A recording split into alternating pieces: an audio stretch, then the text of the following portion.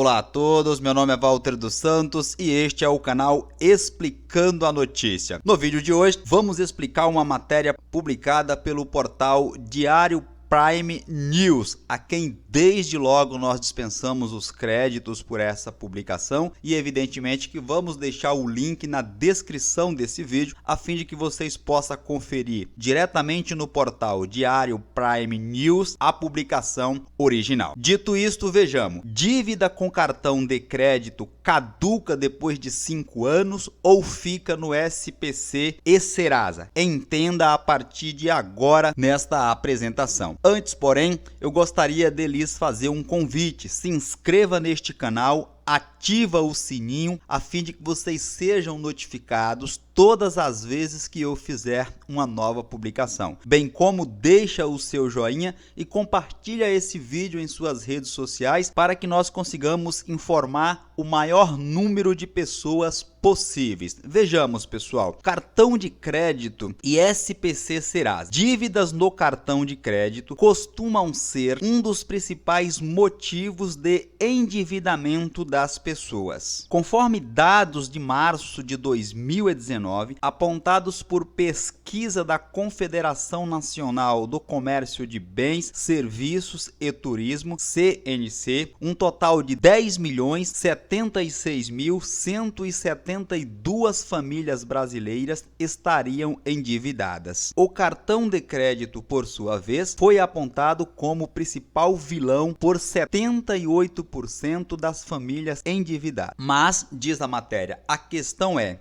a dívida no cartão de crédito pode caducar depois de 5 anos ou permanece registrada nos órgãos de proteção ao crédito como SPC e Serasa? Ou ainda, uma dívida no cartão de crédito pode deixar simplesmente de existir?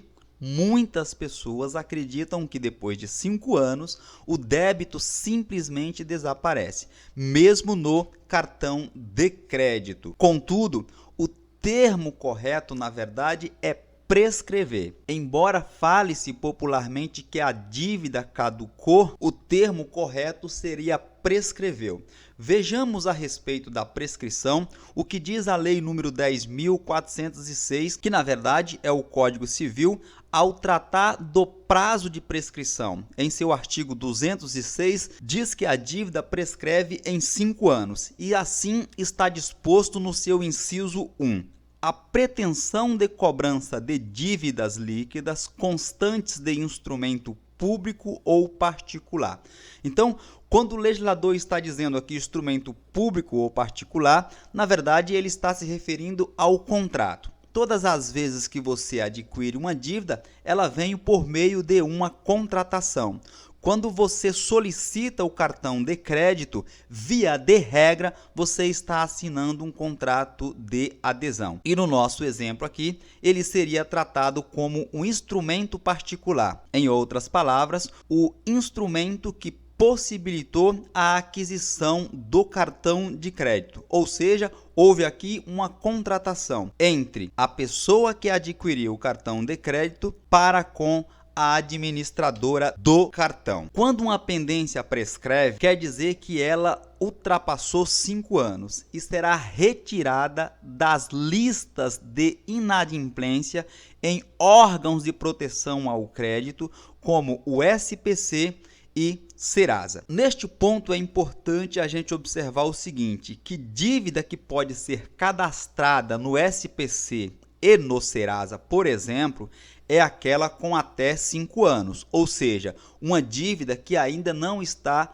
prescrita. Portanto, a dívida não pode ser superior a 5 anos de sua origem, conforme expressamente previsto no artigo 43 do Código de Defesa do Consumidor. É muito comum depararmos com situação que, mesmo já havendo ultrapassado 5 anos, a pessoa ainda continua com o seu nome protestado em cartório ou constante nos cadastros de proteção ao crédito.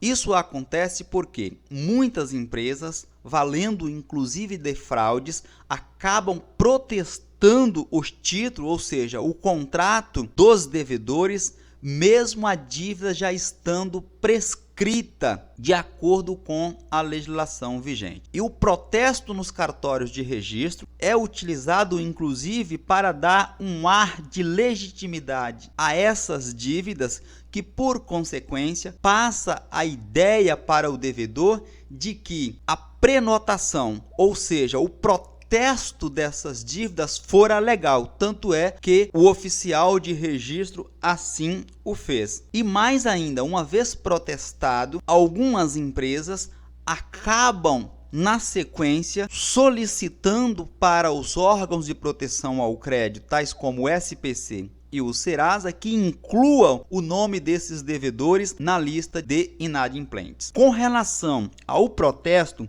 a lei que regulamenta os serviços concernentes ao protesto de títulos e outros documentos de dívida estabelece que, abre aspas, todos os títulos e documentos de dívida protocolizados serão examinados em seus caracteres formais e terão curso se não apresentarem vícios, não cabendo ao tabelião de protesto investigar a ocorrência de prescrição ou caducidade. Artigo 9º da Lei nº 9.492 de 1997. Explico melhor. O que o legislador está dizendo? Está dizendo o seguinte: não cabe aqui ao tabelião investigar se a dívida está prescrita ou não. Por isso que muitas empresas, após adquirir dívidas consideradas como perdidas por meio da cessão de crédito, lembrando que a cessão de crédito é um instituto legal e permitido pelo Código Civil,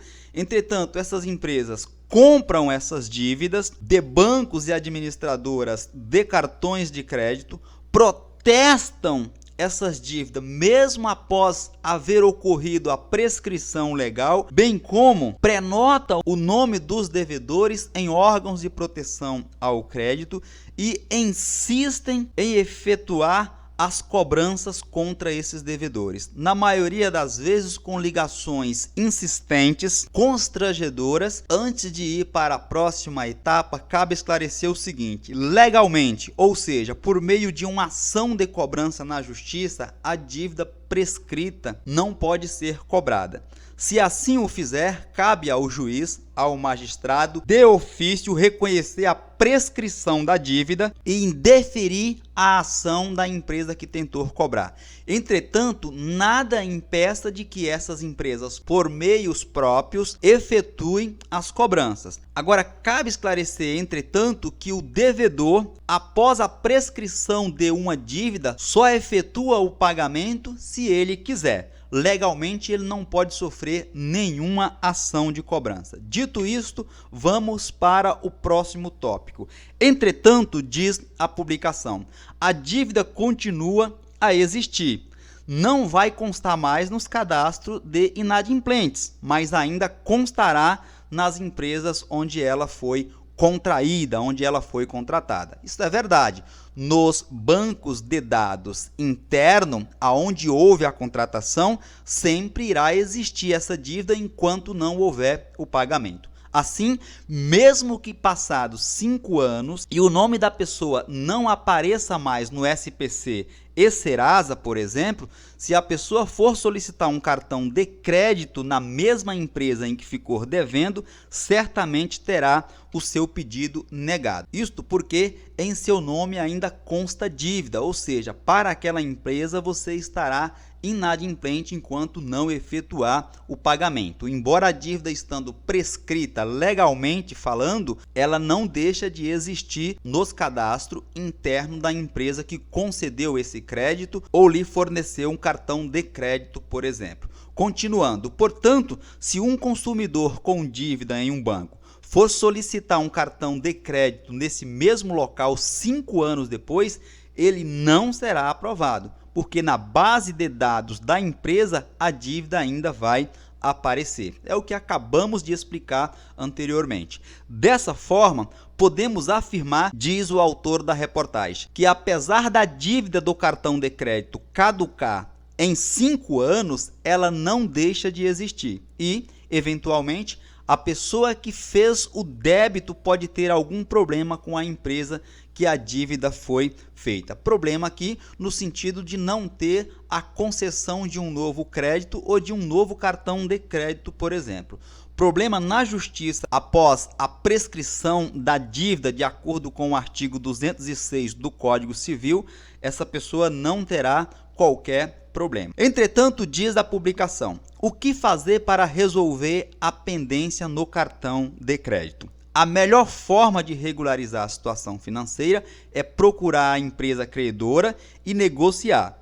Mostrar interesse e boa vontade, deixando claro a sua realidade financeira. Vai permitir que seja traçado um plano de pagamento dentro das suas condições. Eu coloquei em vermelho aqui solicitação de renegociação de dívida.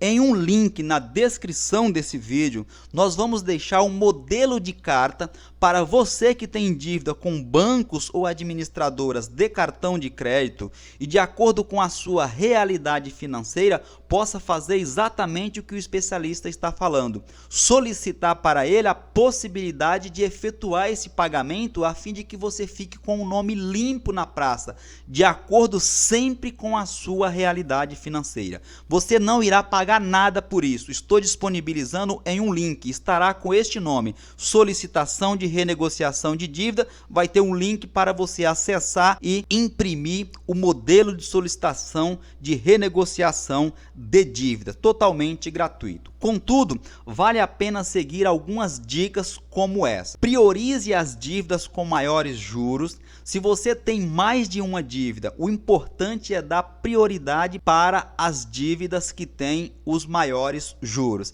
Evidente, se eu tenho 2, 3 dívidas aqui, é de extrema importância que eu escolha aquela que tenha o maior juros, a fim de que eu possa evitar que isto vire uma bola de neve, cada vez mais cresça o montante dessa dívida. Troque uma dívida cara por uma barata.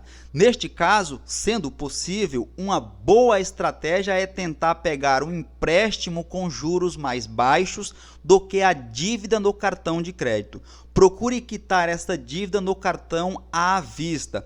Pegar um empréstimo com juros baixos é uma excelente alternativa. Em um link na descrição desse vídeo, nós vamos deixar algumas opções de contratação de empréstimos com juros baixíssimos, a fim de que possamos aqui, de alguma forma, colaborar com a regularização de suas dívidas. Organize o seu orçamento. Organizar o orçamento é fundamental.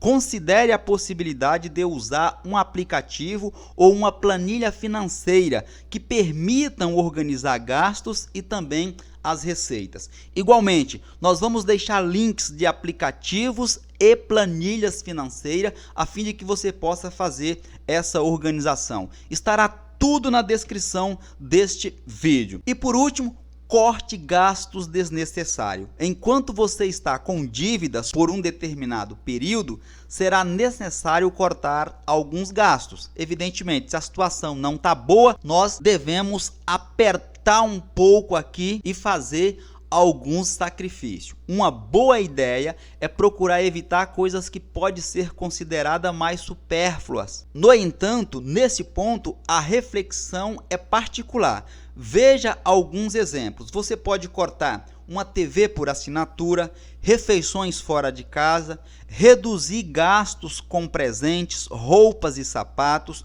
colocar o chuveiro na posição verão no período de calor, procurar usar mais o transporte público se possuir carro e tiver o costume de usá-lo para qualquer deslocamento. Neste último ponto aqui, dependendo do seu deslocamento, é uma recomendação pessoal. Faça a pé, faça uma caminhada, vá de bicicleta. Além de você contribuir com a sua saúde financeira, estará contribuindo com a saúde do seu corpo e da mente. Este foi o vídeo de hoje, espero ter contribuído de alguma forma. Um forte abraço para vocês, se inscreva neste canal, deixa o seu joinha e fiquem todos atentos até a minha próxima publicação.